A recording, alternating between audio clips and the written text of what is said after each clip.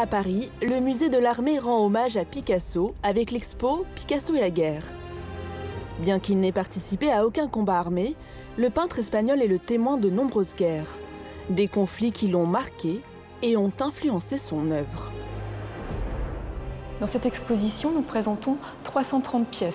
Un tiers d'œuvres de Picasso, un deuxième tiers est composé d'archives relatives à Picasso ou à l'histoire en cours, et un troisième et dernier tiers est composé d'objets militaria, d'objets de la vie quotidienne. Le XXe siècle est marqué par de nombreuses guerres. Alors que la violence est omniprésente, l'artiste décide de se ranger du côté des pacifistes. Ses œuvres témoignent parfaitement de cet engagement. Notre parcours articule une approche historique à une approche esthétique. C'est une exposition qui s'intéresse à Picasso dans l'histoire. Après Guernica, œuvre qui concerne la guerre d'Espagne, et donc l'Espagne, son pays natal.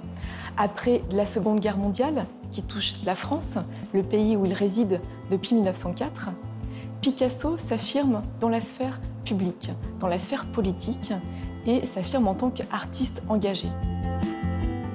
Guernica est toujours à Madrid, mais on trouve de nombreuses œuvres emblématiques du peintre, comme celle-ci. Nous terminons l'exposition avec une œuvre, un mousquetaire à l'enfant. Et le mousquetaire, comme on le sait, est l'un des alter ego, l'un des avatars de Picasso. Cet aspect du génie espagnol est parfois mis de côté. Pourtant, le mousquetaire ou la colombe, ces figures inspirées par la guerre, reviennent très souvent dans son travail.